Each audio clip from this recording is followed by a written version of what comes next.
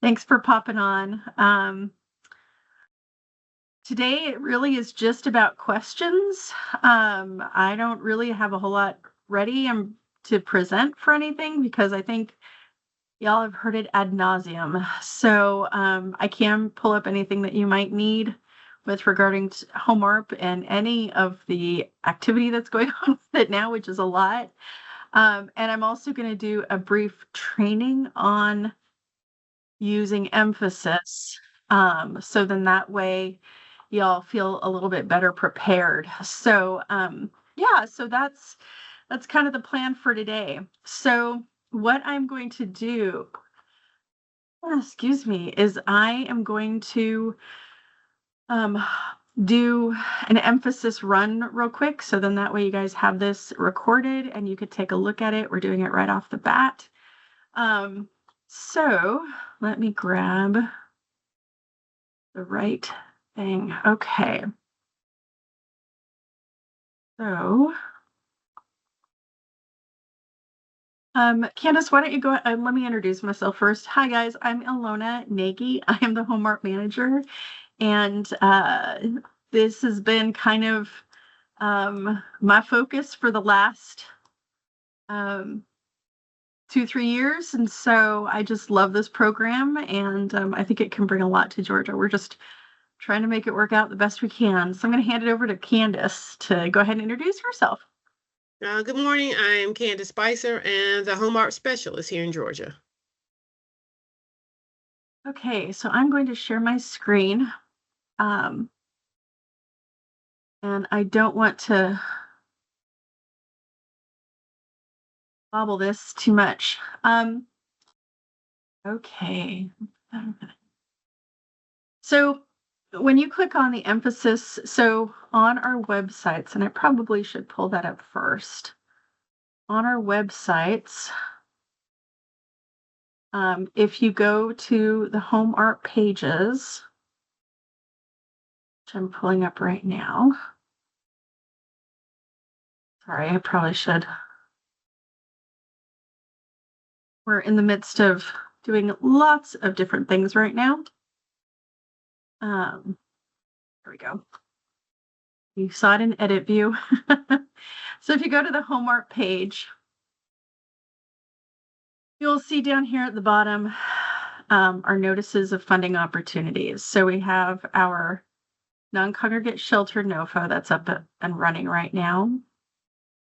And then we also have our supportive services NOFO that's up and running right now. Okay. So on these NOFOs, you have a section here that says emphasis registration. Okay. And so it'll bring you to a page that would look like this. And so on this page, it's just a basic registration. You can use it for all of your applications if you're applying for both non-congregate shelter and supportive services. You can use it for that and rental housing too, if you've done that as an application. And so this is where you would register and you would kind of get the okay to apply. Then once you're in and you complete all, this will come up and you'll put in your username and your password, and then you'll log in. And because of what shows up, I'm doing it this way. So then that way it's a little bit more protected as far as the information, because I see different information than everyone else. So you're going to press fill out an application here. And right now we have the non-congregate shelter application here. The supportive services was supposed to be on this list today.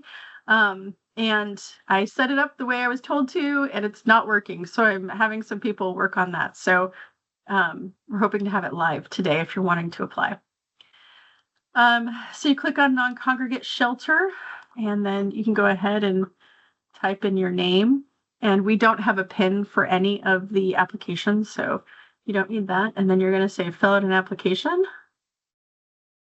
Okay, so we need another name. We'll do 3 since I already have.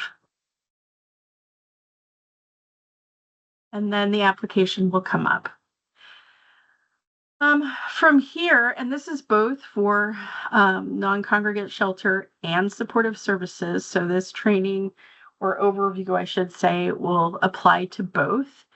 The important things are making sure that all of these boxes are checked.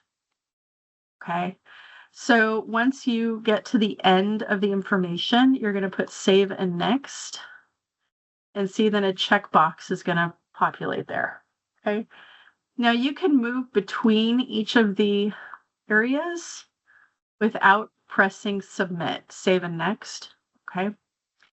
So that part is great because then that way you don't have to, you can leave some areas open for, open as far as not complete, but it's not going to have a checkbox until all the little, the lines with the red asterisks are filled in one form or another. Okay. So just know that going forward. And then we have our document upload section where we specify what you need to upload to what area. And then also a section for additional supportive documentation if you have that. Okay. We have a final certification information that just basically says that everything is true and correct and all the regular certifications that you're probably used to seeing. And then you would complete your name and then the date. Okay. And then for submit an application, you would say which application you want to submit, and then you would submit it. Okay. Are there any questions around this brief? Oh, and then if you look at your applications, see, I have my HOME-ARP non-congregate shelter application right here. Okay, so if you're working on 2, so for those of you who are working on both, I'm going to get to you in just a second, Rochelle. Just give me a second. So if you're working on both non-congregate shelter and supportive services, both of those will come up here on this list. Okay, let me make sure. Sometimes the settings don't allow us to automatically have people talk. So if you just give me a second, I'm going to unmute you and allow cameras. Okay. Okay, go ahead, Rochelle. If you want to go off mute, you can just ask your question. Okay, great. Thank you so much and good morning. Thank you so much for having this because it's hard sometimes to read on paper exactly what we're supposed to do. So I appreciate this. Do you all have a checklist? I know when you were going through that application, there was the documents upload. Should we just use that list and create our own? I'm a checklist person. Create our own checklist, or do you happen to have one? So are you talking about supportive services or non-congregate shelter? Yeah, thanks for asking. The support services. Okay. Supportive services. So let me pull up that application. So just give me a quick minute. Sure. I bet y'all probably are similar to me in this sense where you're working on stuff and suddenly you have like everything open. Exactly. I do that all the time. Oh my gosh, what am I doing now? So just give me a quick minute. No problem.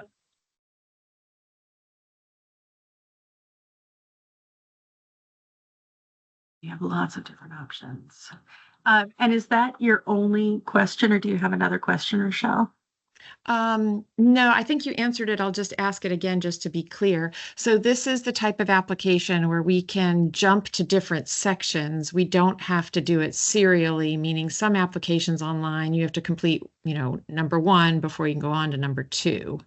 Right. But you can confirm that that's not like that. We can jump around to different sections and save and then go back. I have, from my tests, which I'd like to think are consistent, but I thought that I posted the supportive services application this morning and it didn't show up. Right. Technology. Yeah, no, technology's a little wacky. So from what I've tried, I've been able to go back and forth when I've done tests. Okay. So, again, I would probably, the supportive services application, I can't really show it to you guys just Right, because because it's not up there. it's not Right. live, but because I don't want to do the back end portion of it because that'll just confuse you all further. But most of the information is actually in the Excel workbook. Okay. So, Yep. and that should be already online. And I just posted the links for those. Yeah, Oh, okay. thank you. I Yeah, hadn't so seen so that. what I'll Okay. do is I'll go over that real quickly, Rochelle. So, Thank you. And is yeah, that no, something we just upload the whole Excel file? just upload the whole Excel file, and I did that on purpose, Okay. um, because what's happening is that with supportive services, Uh-huh. um, okay, so this is the Excel file. Okay. So with the supportive services application, because we had so many different groups applying, Yeah. and East Civis was a little complicated, I was like, emphasis is a pretty cut and dry kind of application that most people can adjust to, which is why I put it up there. But in emphasis, it really is just a place to mainly put some basic information Okay. and download or upload, I should say, all of your documents. So Right. you're not going to have to fill out anything in a very, like huge amounts of information. That's Mm-hmm. not something that emphasis will do. It's mainly going to Mm-hmm. be in this Excel spreadsheet. Got So, it. so here's the main overview. Okay.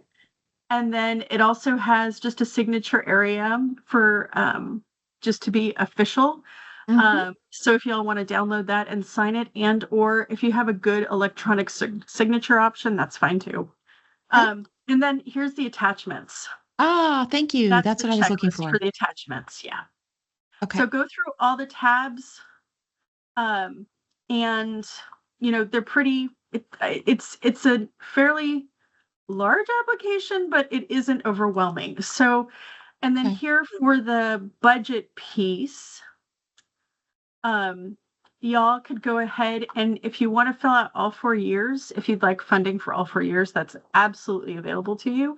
Great. However, if you'd like to do it just for 2 years, 1 year, whatever your capability is, 4 years is the max, but you don't have to request for all 4 years. The max, however, is $250,000 per application. So, use that as you would like to, from year to year, at least what you would be um, suggesting.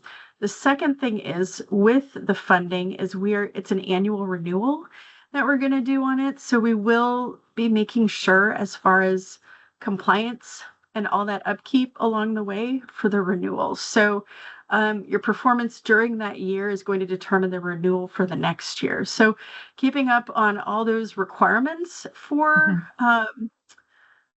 for completing the I guess the focus of what you had applied for essentially. Mhm. Just making sure that you're keeping up with that. So we also have okay, sorry, this is the service plan. They look the same on purpose and they're confusing me right now. So Yeah. this is the amount of people that you propose to serve, or I households see. assisted, and the Yep. estimated individuals. And here's the budget, which I said looks exactly alike. So don't It get too does. confused, guys. But I Okay. did that on purpose so then that way you guys could translate one to the other. So, for example, if you decide to do like food assistance, okay, Mhm. and you do food for both of them, you could even, here, I'm going to use this as, so you budget out food. I'm just picking things, guys, Sure. and legal services. You could technically copy this Ah, yeah. and paste it to the other. Okay. Okay. And you can also do that and if you're serving many different counties, so if you're serving, let's see, let's do Appling, let's do South Georgia, Appling, um, and then we have Wayne County, and then we have, let's do Bullock. Okay. And then your qualifying population served, and you're wanting to do food for everyone. So that's going to be all four QPs. Life skills training, that would apply for everyone. It's not just for individuals who are homeless. So it would be all four QPs, and legal services would be for all four QPs. And then you propose to serve, 20 families in each. And if you're asking for funding for all of those years, okay, so, and then you can go back and forth and just copy and paste this back and forth. Go. So let's say if you're serving 20 people, you decide to use $10,000 for all 3 counties. And then you would do that for all 4 years. And then you don't have a match, but that's okay because it's optional. So the total that you're asking for is $120,000. I'm just like, can't read today. But if you want to do admin costs too, it would be up to 10%. So if I'm not mistaken, that's like $1,000 per.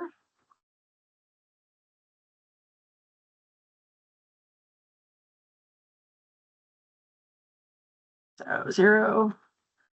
So technically it'd be $124,000. And so you would ask for this amount. And then your service plan would be serving 20 people each year. And the estimated individuals assisted, if you figure 2.5 people per household is an average. Some will have more, some will have, oops. That was going to be my other question. Is there a standard average you want us to use if it's families we're targeting? Yeah, it's Shell, honestly, we just want a general idea of how many people you plan to serve. Okay. I would just add, so there isn't, but there is an area here for your justifications. So I would say we decided to use the standard 2.5, amount for families, or, if you have more documentation in your particular region stating that the family size in this particular county is more, 3 people per household, great. Or if it's less and it's 2, then that's fine too. So just give us a good justification. We're not going to, it's more about capacity. So I see. if you're asking to serve like 10,000 people for food in Appling County, I'm going to say Appling County doesn't have, it may have 10,000 people in Appling County, but you're not going to be serving them all. Appling County is a Sure. small county, like Bacon, for example. I know Bacon has like 10,000 people in it. So if you're saying you're serving 10,000 people in Bacon, we're going to be like, it's going to be a good number. So it really is about capacity and thinking through what you're able to do and then just providing justification. So does that make more sense? We're trying to be flexible with this, but but also logical. Right. No, I think that makes sense. I appreciate you. And just to, again, because I know we've had drafts and now finals, could you share what the due date is for the supportive services dollars? Yeah, absolutely. So I can do the rest of that just a second. So if y'all look at the final notice of funding, which is on the website. I can read it, but it's always nice just to double check to make sure we know we're not missing it. Yeah, so the review timelines. So essentially what we're going to be doing, so on page 4, it talks about it more specifically. So starting this week, for those of you who start submitting this week, we're going to be doing a rolling review of those that are in a non-HOME-ARP participating jurisdiction. So that list is on the last, one of the last pages here. It's in our definitions. Hold on. There we go. There they are. So if you're in a county that is not, or an area that's not one of these areas right here, we're going to start those reviews now.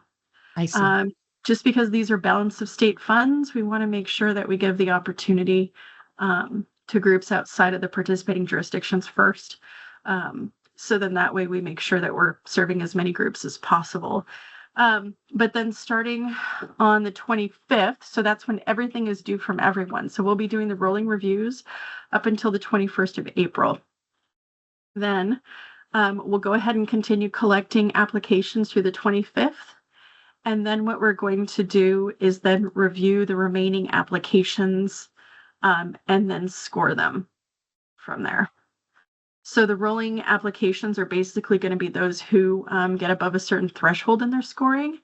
And then when we're reviewing everything else, based on the remaining funds that we have, then we'll be scoring, and doing our ranking then from the scoring for the remaining. Great. So the project we're thinking about, it is in one of those counties, Okay. participating counties. So for those of us that are in those counties, it's not first come, first serve. We would want to make it have it in by the 21st. 25th. Excuse By me, the 25th. Yeah. Yep, by the Okay. 25th. Yep. Okay, because we won't be reviewed any earlier than that anyways.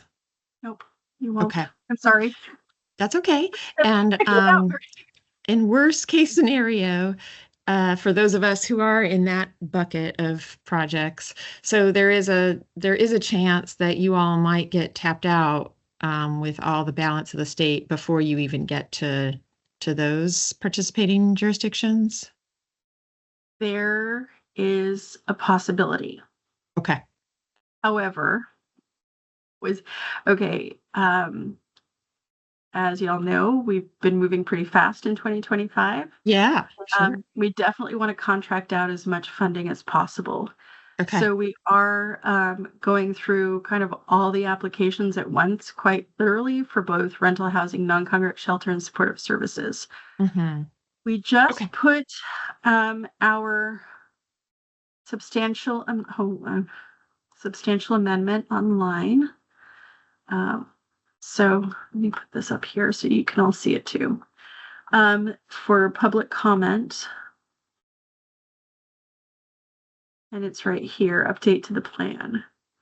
And one of the pieces is we are wanting to change our distribution to supportive services being the first to go out if we have any remaining funds. So if we do get to our threshold as far as funding goes, it doesn't mean that there's going to be necessarily an end at that point.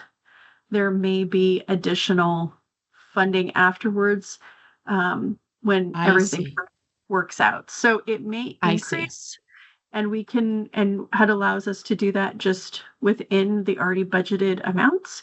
Mm-hmm. So that would be a potential option. So I highly recommend everyone submitting what they need. And with all of the changes and forethought, I know that we're going through another strategic planning session soon too. It also gives us a really good idea to know what your needs are.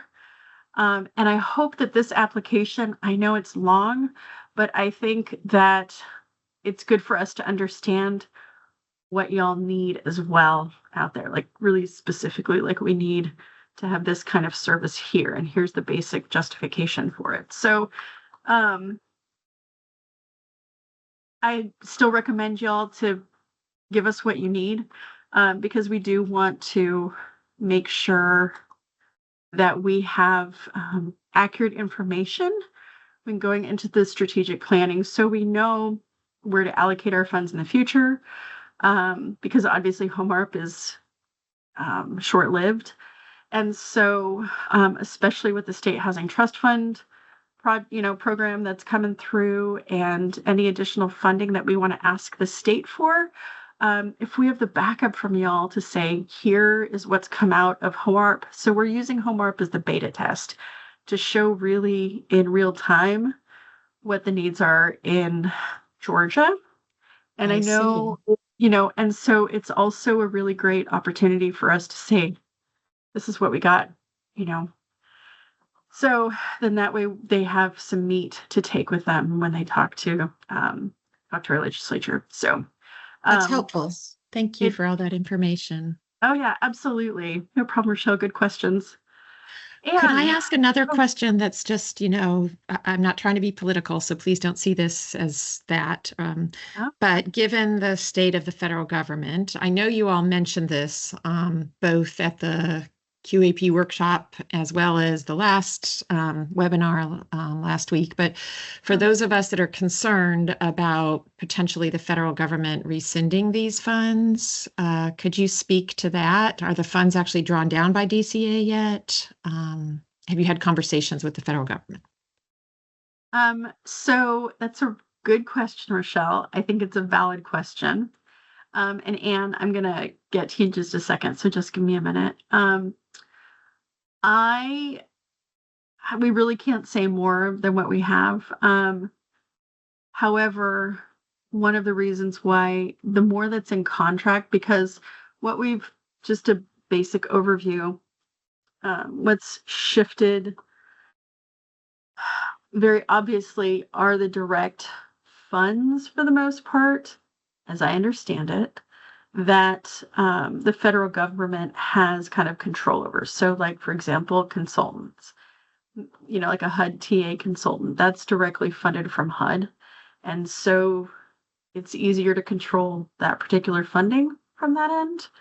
I've heard through people that everything that has been designated to states it looks differently. Okay. So I know that I there's a see. lot of chaos happening. So we have a little more hope when it comes to HOME-ARP, if I'm going to say that. I can't say that for everything else because we are kind of like a one and done versus those renewable grants every year. So I think we'd like to think we're a little bit more, you know, okay, but it's also why we want to get everything contracted out now. So we show the government that we have work to do for the next few years in order to get things built, rental housing, non-current shelter, and deliver those supportive services. So we're really wanting to get those written agreements written as soon as possible. Thank you, and I So appreciate it's a dynamic situation. So thank you for clarifying. Um, I don't know yes, if you're it is able to very tell. dynamic. Yeah. So has DCA signed a contract of some sort with with the federal government for these home art funds, or is that happening on a project by project basis that you contract with the government? Um, that's a little bit more detailed that I probably Okay, can't go into too much detail on that sure. point. Okay, no problem. I understand. But what I mean, if you I didn't want to put you in a yeah, this difficult situation. You no, that's that's that's okay. enough if you need to. This isn't honestly this honestly isn't the best forum, and I don't know enough in that arena to speak confidently in it and to know that I'm representing my upline well. So Sure. I'm just gonna have to maybe pause it there, Rochelle. I think it's a valid question. I just don't think I'm the best person to answer it. Absolutely understand. Great, And maybe great. if you just want to share with your leadership that that's an ongoing concern on the ground. Um, and as part of the calculation of whether we should even apply or not, because as you've seen, Right. it is work, though it's not, rocket science. But I Yeah, appreciate what you've said that you all are doing a great job trying to get these monies out the door to yeah. serve people in need as soon as possible. And I have noticed how quickly you're trying to do that. So thank you for all that. Thanks. Pivoting is the word du jour for the year. So yes, that's definitely something that we're wanting to do. Absolutely. Great, thank you. Okay. Yeah, absolutely. Anne, what questions do you have for us? This is just follow-up to Rochelle's question around the participating jurisdictions and how that's going to pan out. So I wanted to make sure I'm clear on how the funds will be, not the funds, the applications will be reviewed. So we are in Gwinnett County. Mhm. So we wouldn't be reviewed until after the 25th, is what you're saying? That's correct. So those Okay, reviews will start on the 28th. Mhm. on the 28th. Yes. Okay. All So right. But if you're wanting to serve multiple counties, so if maybe you're serving, some of you are like, you have counties that border your county that may be a participating jurisdiction, um, then complete two. We didn't say we're limiting the amount of applications. So So we also service Walton and Rockdale counties. So if we submit it like early for Walton or Rockdale, would that be like one of the early applications? I think that could be okay. Yeah. Okay, all right, that helps. All right, thank you. I'm going to put the participating jurisdictions right here. So that way you guys have access to them real quick. And again, it's just that we just want to make sure that we're um, given an opportunity for the balance of state. So, yeah. Okay, are there other questions? I can go back through and we can talk about, what I'll do is I'll go back through and talk about the Excel spreadsheet. And then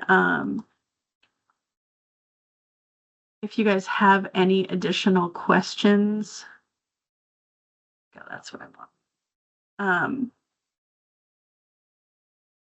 So we have just the overview of the of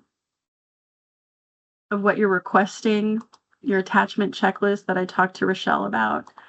The general information, this just goes through just kind of an overview of your agency. And then this is where kind of the bulk of the request is, and that's in project design. So talking about low barrier housing and low barrier services, improving participant income, post-discharge care, non-duplication of services, other project information, case management. Again, we wanted to make this kind of easy for y'all to complete and just get her done. And so it also makes it easy for us to review. There is no protected, oh, my screen is not up. Thanks, Candace. Can't you all see what I'm looking at? So I apologize to that, y'all. So again, the general information kind of goes through each of the parts of your organization, your project design. We have not protected the Excel spreadsheet, so please don't delete anything. But you can expand things in order to accommodate what you want to say. Again, we tried to make it as user-friendly as possible. For those of you who don't really like Excel, that may not be super user-friendly, but Word can be a little tricky around some formatting and things. So it's a little bit easier to manipulate Excel. Plus, it's all in one place, which is what I like, is all the tabs. It makes it easy to have us look through it and review this. This is the example of the service plan for you. If you have any things to state or describe, I would use it down here. So for example, what Rochelle had mentioned is like how many, what do you classify as a household? What would a household be? And you can use the general, I think it is 2.5 as far as how big a household is. Or I think it's maybe even less for the, country. But if your county tends to have more families and you've noticed that the household size in your particular county is maybe at a 3 or a 2.75, that's totally fine. Just make sure you let us know. So don't assume that we're going to know everything that you're putting into your information. It's best to over-explain than under-explain if you can, because we know a lot about what's going in the state, but we are not all knowing. Our omnipotence and knowledge factor is not huge when it comes to these types of things. We only know so much. So Tiffany, you have a question. Go ahead and go off mute.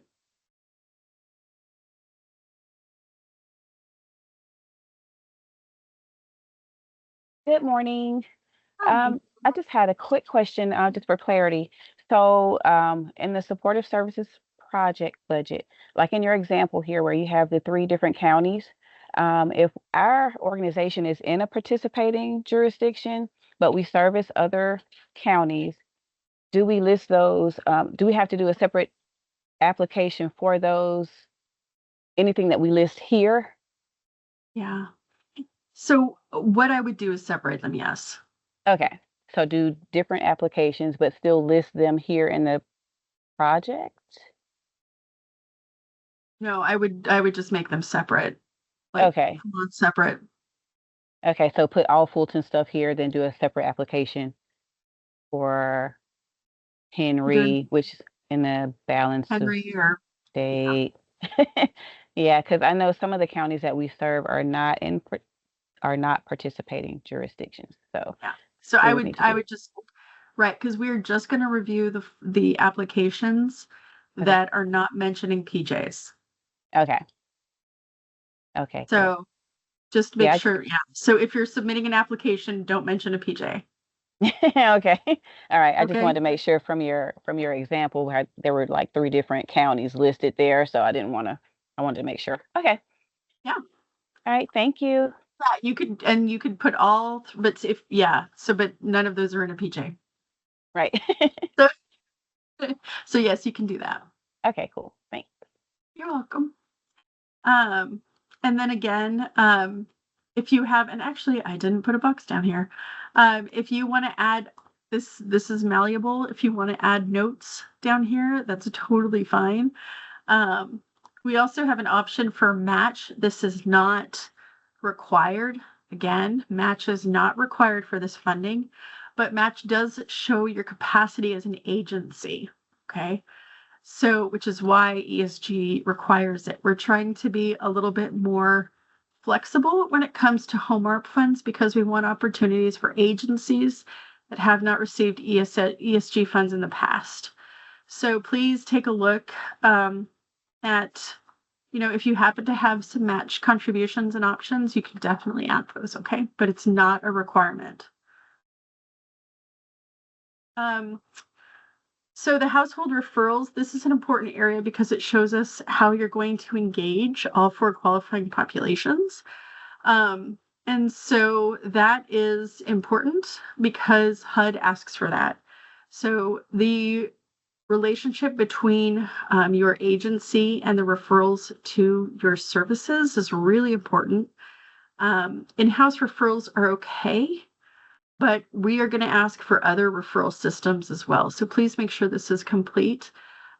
It would be great to have a diversity of options and a variety here because just having, an opportunity between 2 organizations does not necessarily create opportunity for everyone. And so we want to make sure that there's some good options available for all of these 4 qualifying populations. However, if you're a small community and you only have 2 options, then there you go. So just let us know kind of the context if you're not able to use more agencies kind of thing. Referrals to households. So just understanding the additional services that you refer out. There are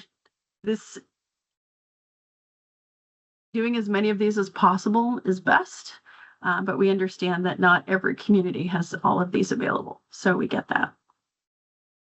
These are all the sites. So to Tiffany's question about the different counties, this is where I would put the locations of the Appling site that I noted in the budget, the Bullock site, and the Wayne County site. Okay.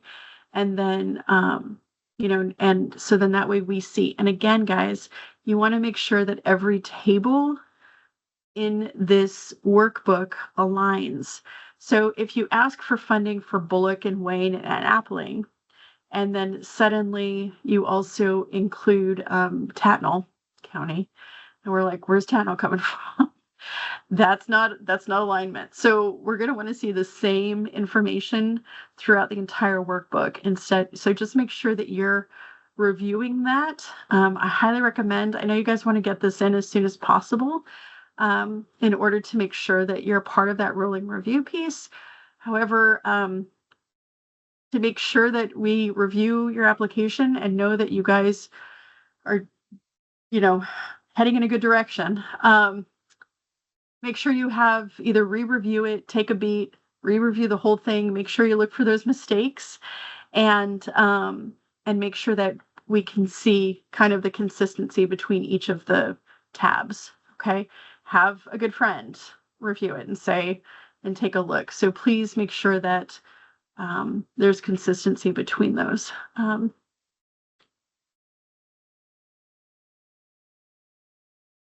Yes. So the application for supportive services in the dropdown in the emphasis portal, I looked this morning as well, and I know that it's not there. I'm in process of getting our team to get that uploaded. I did all of the stuff I was supposed to, so wondering why that didn't happen. So, or what I didn't do and didn't know I didn't do. So, and we totally understand that it's not there, and we will keep you guys updated and send out a MailChimp to let you know once that's posted. Okay. Thanks, Candace. Then we have the board member worksheet. So everyone that is on your board that you're working with, and then the program staffing worksheet for those who will be working on the projects that you propose. Okay. So that's a quick review of the application for that's a substantial amendment. For the supportive services aspect, there we go.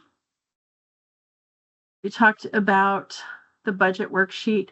Here's the services breakdown. This is really nice to take a quick look at too. This is everything that you can do with the funding. This is directly out of a regulation.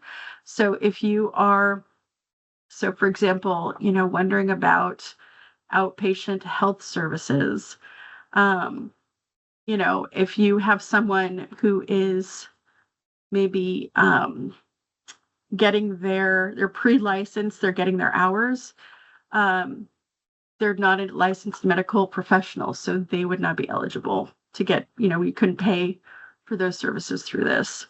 So that would be something to consider. Like, I think I'm looking at mental health services there by a licensed professional. So again, it's those particular details that I would just want to make sure that y'all read, because I can pretty much guarantee you, Candace is going to be, because she knew that's kind of why I'm doing all this fun stuff for y'all. But we're going to be working together to make sure those compliance pieces are in place, and they're going to be aligning to this. So we wanted you to see what we're going to be basing all of our reviews on. Okay. So, and then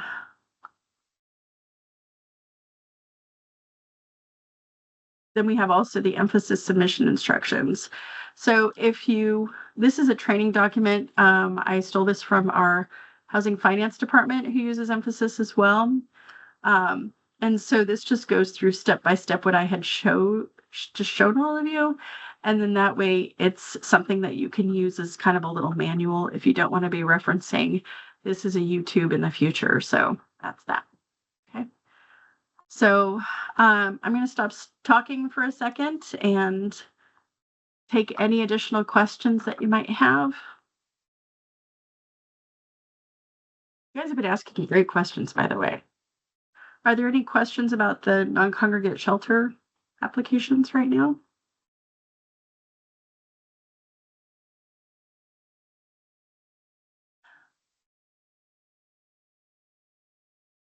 Okay. So what I will do then, since there is, I will share my screen again. The other part of the website to note is we also have a See Upcoming Webinars page. So these are the webinars. I think I probably need to go into this particular page and make everything bigger. It feels really small, but we're uploading the YouTubes right now. I'm working with our marketing and communications department. So we should have Fridays, and then Friday the 28th, and then the 1st, what we did on April 1st. No joke. Those should be up shortly, and then we'll get the April 3rd one, or for today, this one, up probably by this afternoon or tomorrow. So that way you guys can look. So if there's any other additional webinars, we'll be posting them here. We'll be attending some trainings in the middle of April. So I don't know if we'd be able to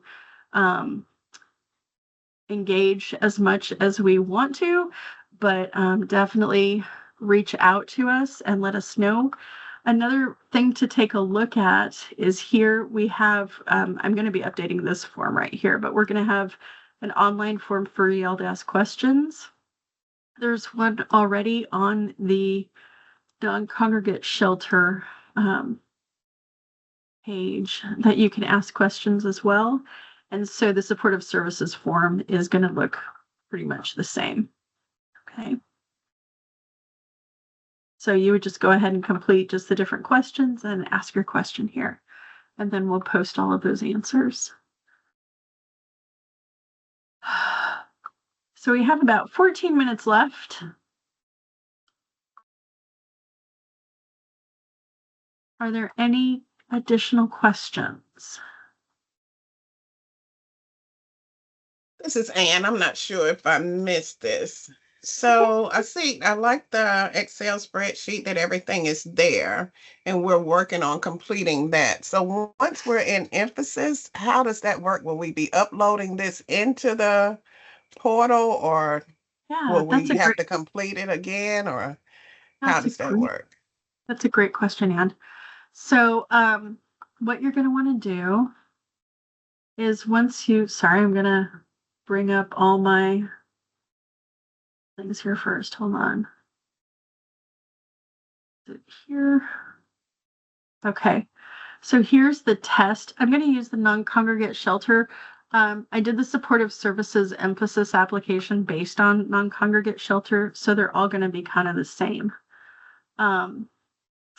So we're going to, oops. Okay, I don't want that one. Hold on.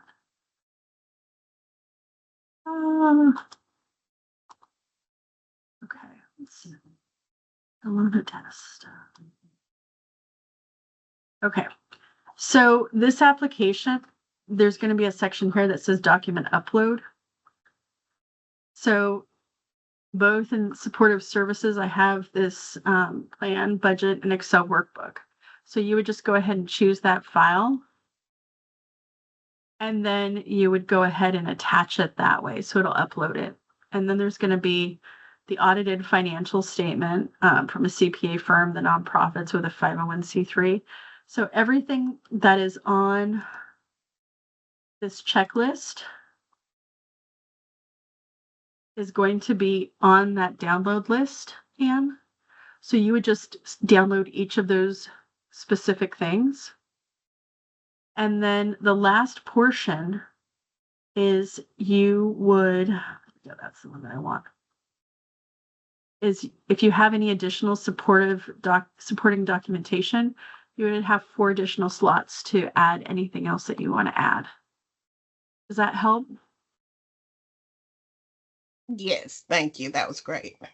Okay. Yeah, so everything's there. And even the supportive services version, we have only like 5 or 6 different areas. A lot of this isn't in that particular application. So, yeah.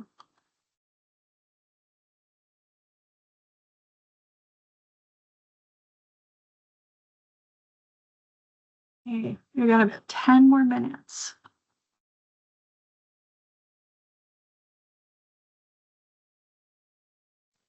Good afternoon. Yeah. Hey, Jordan. Hey, yeah, so when will the supporter service, I might have missed this, but when will the supporter services application be on there? The supportive services application was supposed to be on there at 8 o'clock this morning. We had Right. a technical difficulty.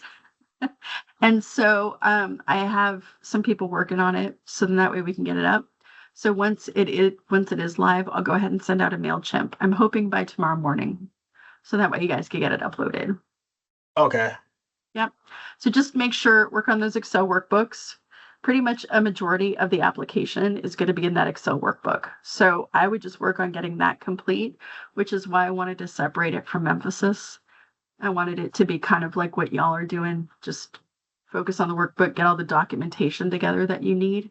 It's all in that Excel spreadsheet. There isn't going to be any surprises. I think we have a certification. I know what we have actually. We have a certification in there that says, I agree, I agree, I agree, like for the federal compliance piece. And then also for the general, everything is true and honest and no, all that stuff that we say on every application. And then the basic overview of like your main contacts, what you're planning, how many people you're planning to serve, and just some general overview stuff, but nothing of substance. All the substance is in that Excel work. Okay, and since I know we're not on e-service anymore, but will the reimbursements be done on e-service, or how would that work? Yeah, we're working out the logistics for that right now. Just because HOME-ARP kind of straddles between multiple groups, what we're looking at is probably a reimbursement through eCivis, so that you guys would go ahead and put in your request into eCivis, and then we would review it, and then that way you guys can see the step-by-step process that we're going through. However, it's going to be managed differently a little bit just because it's going through a different office. So it'd be through HOME-ARP now is in the office of the Deputy Commissioner with Philip Gilman and Lauren Holland. And so it's just going to go through a different step-by-step phase as far as approvals. So that way you guys can see where it's at that way. But then it'll go into, then we're going to be jumping over to our grants management system with our home group. So it's going to be a little bit different on that back end. So we just have to work out those logistics. Hope that makes sense. Okay, thank you. Yeah, absolutely.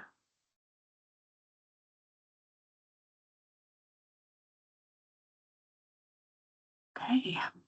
Kind of covered everything.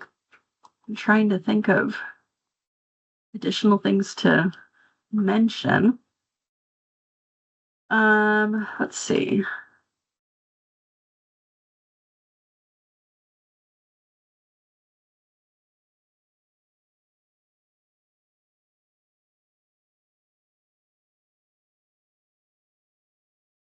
We talked about the budget and everything. So we're just kind of, let's see. We went through all the trainings. We did the online stuff. I guess one last thing for y'all to take a look at would be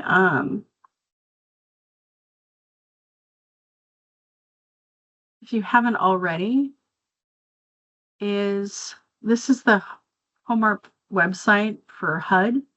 So if y'all go on hudexchange.info and just type in HOME-ARP, this is our page on the HUD site. It has pretty much everything that you could ever think of, including trainings around like referrals to the 4 qualifying populations. If you look up the qualifying population section, there's a ton of information. This at-a-glance tool is super useful. It's got a lot of options as far as who you can serve, like the amount of different types of situations and that households find themselves in, you can support and serve, which is really, really great. And it breaks it down really specifically.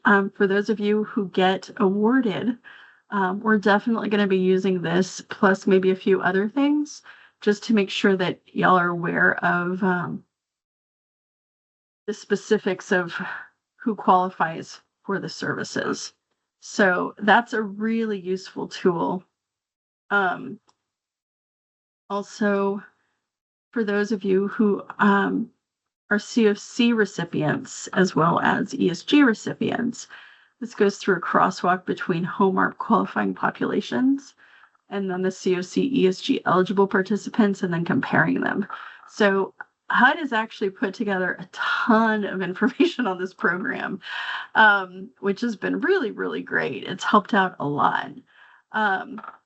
Documentation requirements guide. This is really important for those of you who are, if you're going to be obviously referring and qualifying people to the program, we're going to probably be using this or something very similar to it when we're training to make sure that y'all are getting the right information, because what goes into your files, we're going to be looking at when we're doing the compliance checks. So, for example, the third party verification is really important, looking at the living situation and not necessarily their income. So just be aware of that. So like for this one, a written and dated signed observation describing the conditions where the individual or family was living, issued by an outreach worker, a shopkeeper, a police officer. So like if you have your outreach workers and they saw that the individual that you're going to be housing with short-term housing funding, or you're paying for the outreach worker, well, I guess it's going to be separate. It's going to be different. Let's just focus on the housing. That description that the outreach worker has with a dated and signed observation of where they're living, whether it be their car or in an abandoned building or whatever the case may be, that is what you're going to need for your files. So this is very useful information, kind of giving you an idea of the type of backup and documentation we're going to be requiring in your files once you get funded. So that's really, really useful. And then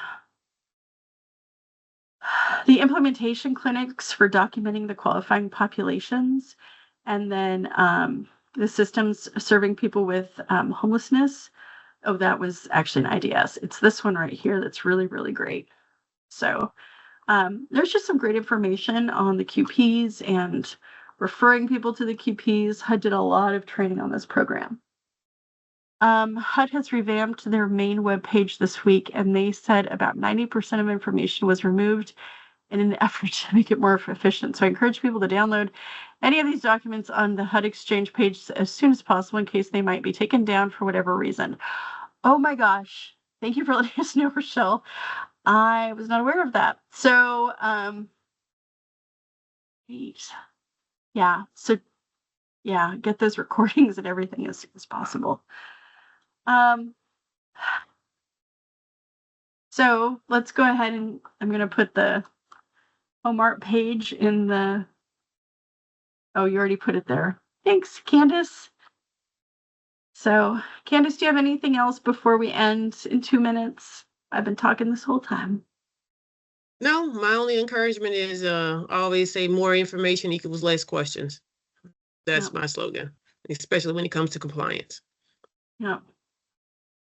And Candace formerly worked for HUD several years ago, so she knows what they need specifically. They ingrained it into her. I'm seeing the results from emails that she's sent a few times about all the logistics that the very specific information she has in there. So it's been great.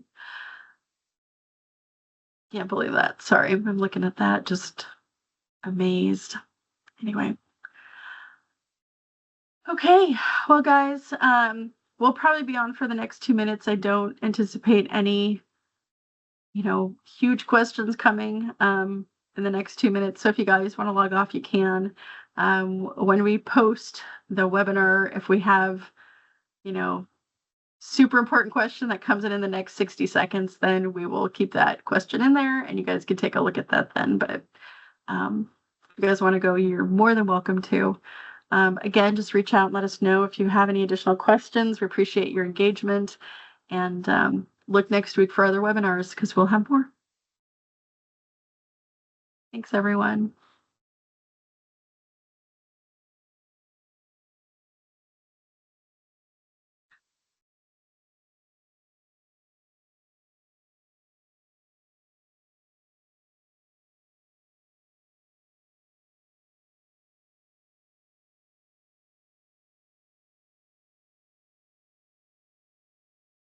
Oh, okay.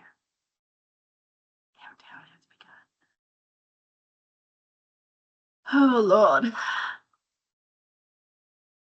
So much information. Question: is housing counseling a direct activity or administrative activity?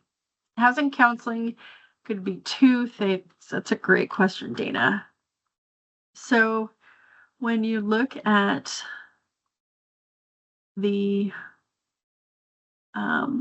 what we have available, and that's under the supportive services eligible activity breakdown.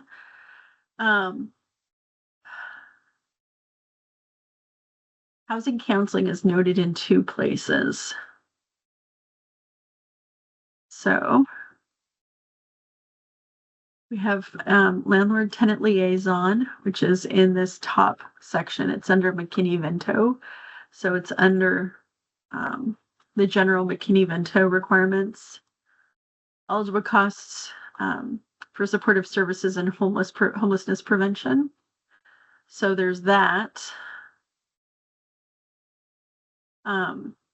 So that would be like, you could just ask for general landlord, tenant liaison. Some of these you could actually bulk. So like case management plus tenant landlord liaison plus the housing counseling assistance. Okay. Oh, where did that housing counseling go? It may actually be under case management. Hold on. Transportation. I just looked at it, which is why I'm going back through. Legal services, food. Oh, here we go. It's because it was, so it's this one right here. So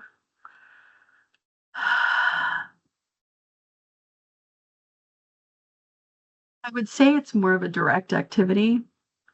It wouldn't be considered administrative. And so if you're thinking about, like, if you're in a non-congregate shelter and wanting to do housing counseling, that could be considered a supportive service, sorry. For this particular requirement, this is what a housing counselor can do when it's not a part of the official HUD housing counseling portion, which is at the end. So that would be something that you can add to a larger set of holistic case management services, which I think would be really, really useful. So securing utilities, helping to make those moving arrangements, tenant counseling, everything like that. And then here at the bottom, and I know that I'm answering more of a question than your question directly.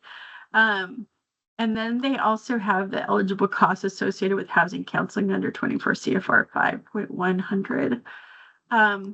And this is the individuals who are like certified housing counselors with HUD. So, and again, it's the staff salaries and overhead costs of HUD certified housing counseling agencies. So that's the other piece of it too. So I hope that answers your question, Dana.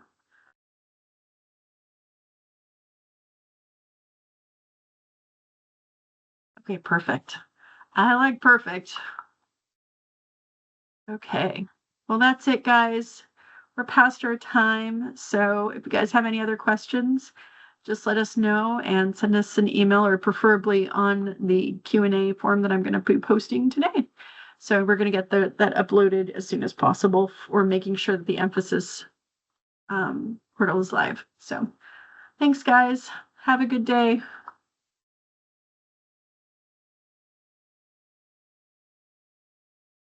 Thank you.